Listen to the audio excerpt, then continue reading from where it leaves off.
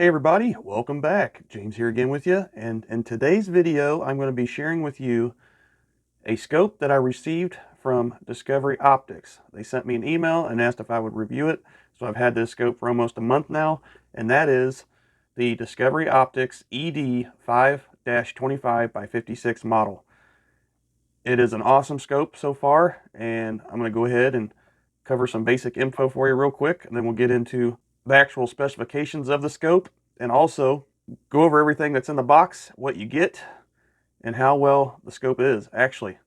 So as you first probably see here, the asking price that they have here on the actual link on their Amazon store is $3.99, and don't let that number fool you. With the scope that you get here, it is no joke. The way it is set up, believe it or not, it is for $3.99. It is an incredible value. I know that seems like a lot to a lot of people, but you will see after I get done telling you exactly why the scope is worth every penny compared to other models out there. Okay, let's go ahead and scroll down here. You can see they offer other models as well, and I've already reviewed the 1-6 by 24. But this is the reticle that's included, and it is an awesome reticle for a first focal plane scope. The reticle is illuminated with 6 levels of brightness, which I'll show that later. As you can see, you got the pretty much standard setup scope here. It does have a zero stop on the elevation turret, and they go in detail how to do that and how to set it up. Obviously, you're going to have your scope zero to the distance with particular rifle that you're going to use or whatever you're going to use it on. And then you set the zero stop so you can't go down any further, obviously, on the turret. So you're backing it back down to the 0 point and not over travel.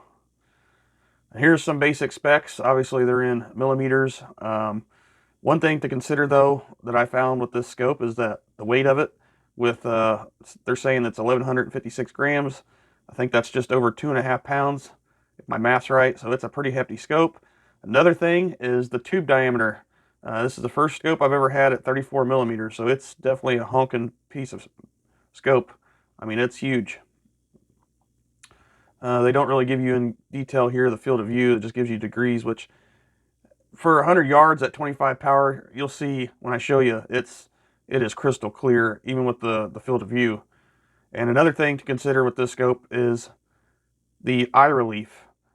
As you see here, with a lot of scopes that are not, higher end, higher quality, and not really made that well, the problem is with higher magnifications, you really have to move your face in more or out more depending on the power of the scope.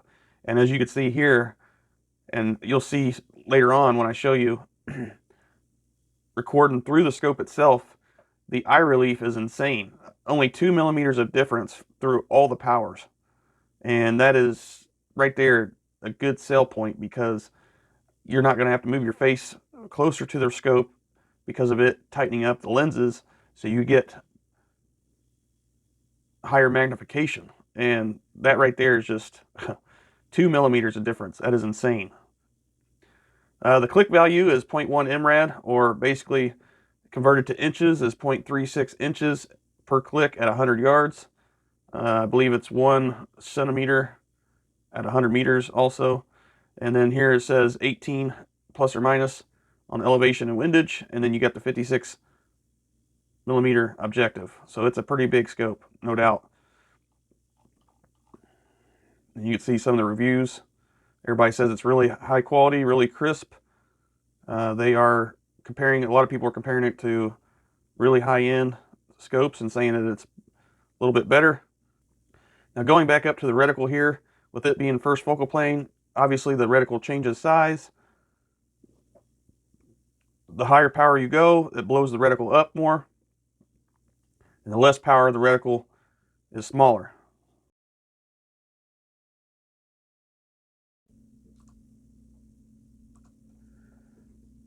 Well, this is how it comes straight out of the Amazon box.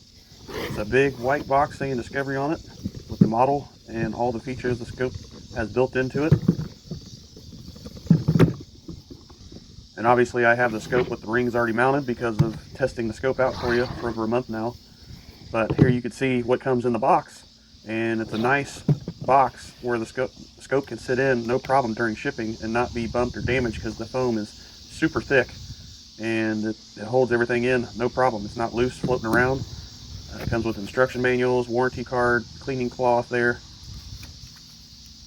and even a dope chart. You got a scope leveling kit they included for a rail. I'll show how to use that. A brush, lens cleaning brush. And they even separated the scope rings in their own container. When you get the scope for the very first time, you have to mount them yourself. And one cool feature about the scope rings is that it's got the torque settings already on.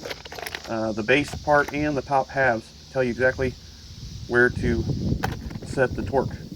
And then as you can see, the scope came with 3 different sunshades. As you see here, the scope even comes with a throw lever that screws right into the scope. It comes not attached, but it's just simple just to go ahead and screw it in the hole. That way you get more leverage on your variable power knob there, from full 25 power to 5x or whatever you want to set it to.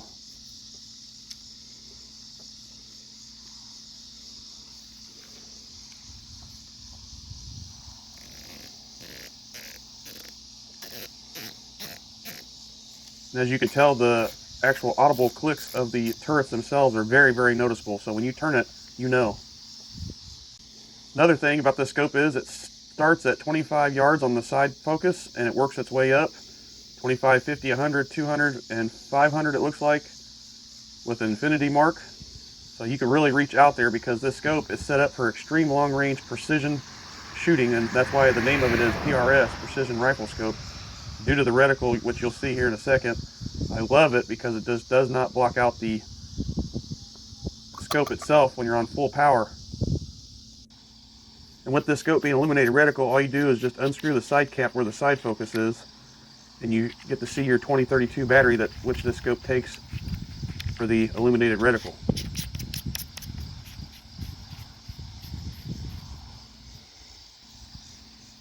Now to get to your zero stop, all you have to do is just unscrew the top screw of the turret cap, and the screw will come right out. It's just a big screw that sits in there, and you pop the top turret cap off, and that gives you access to your zero stop. And you can see it's got little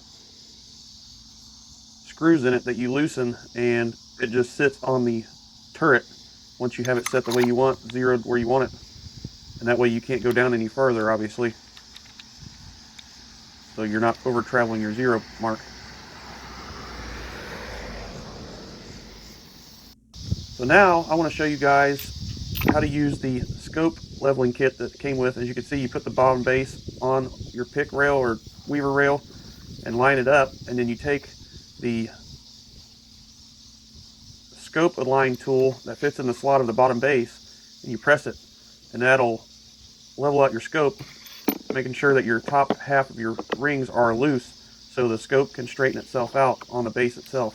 And once you straighten it out, obviously this would be on a gun receiver, but I would just do it here on a Picatinny adapter rail to show you how it's done.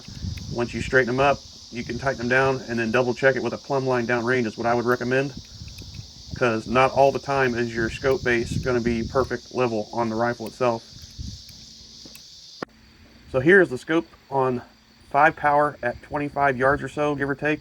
I'm just sitting here with it mounted on the bipod, checking the reticle out, showing you how fine the reticle is, and you can see how far back the camera is from the scope itself.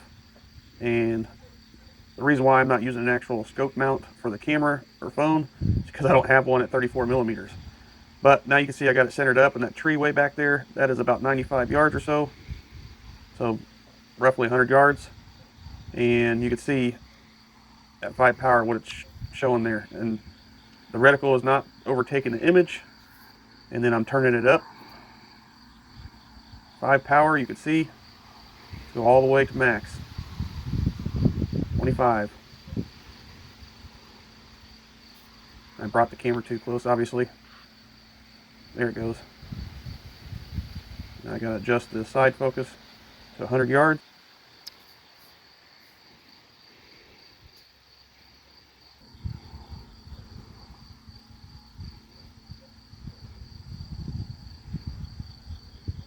Trying to get it lined up with one hand is definitely a task, but you can definitely tell that the reticle does not overpower the scope or at that distance. The way the scope is set up, it is perfect for competition or long range shooting, in my opinion, because that reticle does not, again, it's not as bold and does not overtake the picture, which is perfect for this setup.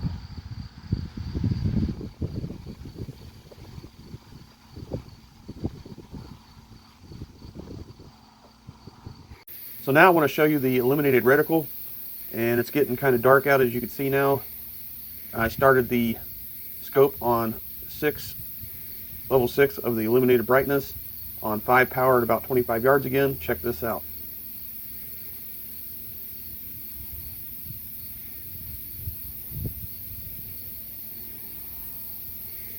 Now I got it set up about 100 yards out with the max power of 25 power, and I'm starting at the same settings again. You can see it only illuminates part of the reticle, not the whole reticle.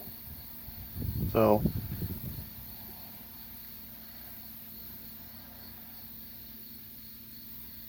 you can see as I'm going down the power, but that reticle is just perfect for the way the scope is set up and what it's meant for, in my opinion, again. And I'm backing it out. 5 power.